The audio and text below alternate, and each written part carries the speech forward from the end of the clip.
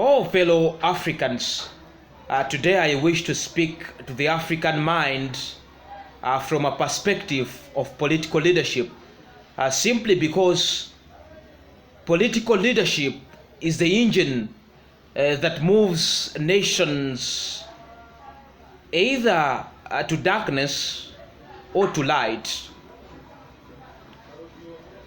And in this regard, political leadership of the African type is fundamental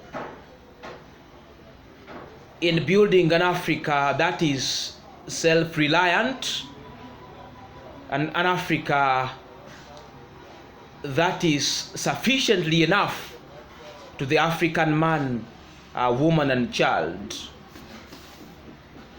And elsewhere, leadership is a fundamental factor that contributes a lot to greatness of nations.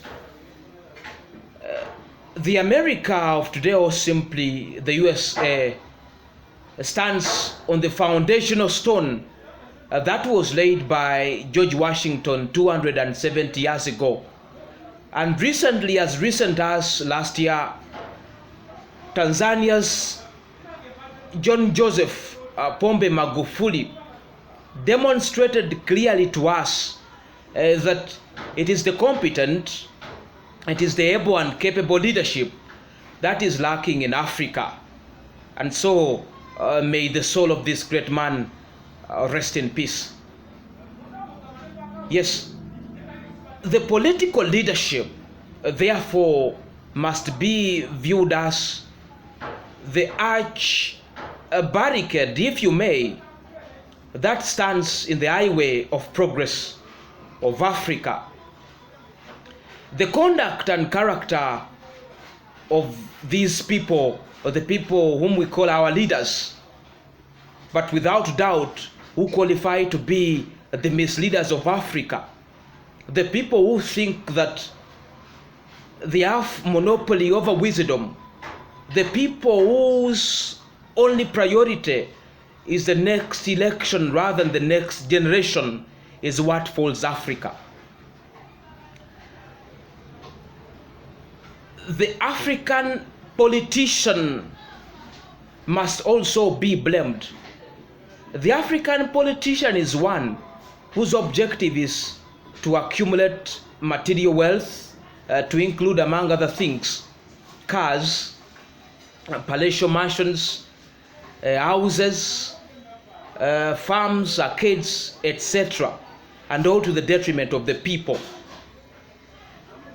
They don't think about the African man, woman, and child. Oh, they don't. What they care about is getting rich and rich and rich, all to the detriment of the African man.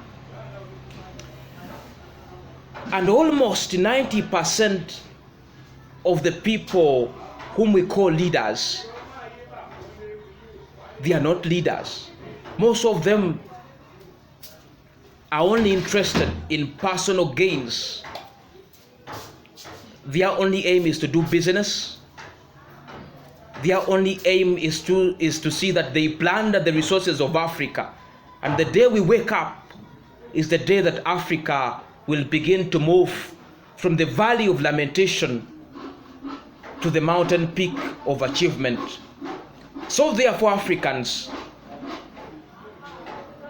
the African political leadership is a crucial factor in bringing about change in Africa.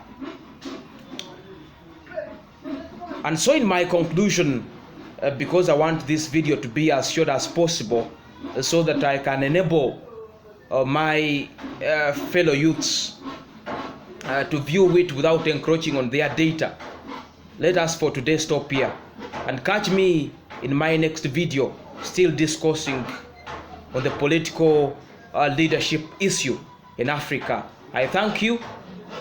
I remain the patriot. God bless you and God bless Africa. I thank you once again.